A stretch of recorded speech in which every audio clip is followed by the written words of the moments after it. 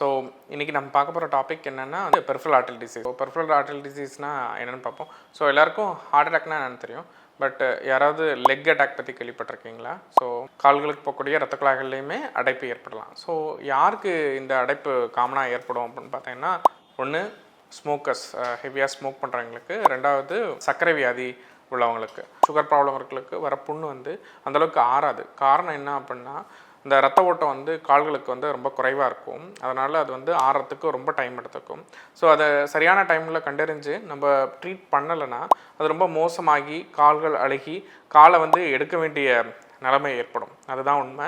So அதுக்கு intervention radiology மூலமாக என்ன பண்ண முடியும் அப்படின்னா, நம்ம ஓப்பன் சர்ஜரிலாம் எதுவுமே பண்ணாமல் இந்த அடைச்சிருக்கிற ரத்த குழாயில் வந்து பலூன் ஆஞ்சியோபிளாஸ்டி அப்படின்ற ப்ரொசீஜரை யூஸ் பண்ணி, எப்படி இருதயத்தில் போகக்கூடிய ரத்த குழாய்களில் அடைப்பு இருந்தால் ஆஞ்சியோகிராம் பண்ணி ஆஞ்சியோபிளாஸ்டி பண்ணி அந்த அடைப்பை சரி செய்கிறாங்களோ, அதே மாதிரி காலில் போகக்கூடிய ரத்த அடைப்பையும் வந்து ஆஞ்சியோபிளாஸ்டி ப்ரொசீஜர் மூலமாகவோ இல்லை ஸ்டென்ட் பொறுத்துறது மூலமாகவோ ரத்த ஓட்டத்தை சீர் செய்ய முடியும். ஸோ அந்த ரத்த ஓட்டத்தை சீர் செய்கிறதுனால அந்த ஆறாத புண்களுக்கு வந்து பார்த்தீங்கன்னா போகக்கூடிய ரத்த ஓட்டத்தின் அளவு அதிகமாகிறப்போ அவங்களுக்கு புண்ணு வந்து எளிதாக ஆறும். அதுலேருந்து அவங்களுக்கு நம்ம காலை எடுக்கிறதுக்கான அந்த ஆம்புடேஷன் சொல்லக்கூடிய ரிஸ்க்கை வந்து பார்த்தீங்கன்னா அவாய்ட் பண்ணி அவங்களோட குவாலிட்டி ஆஃப் லைஃப்பை வந்து இம்ப்ரூவ் பண்ண முடியும்.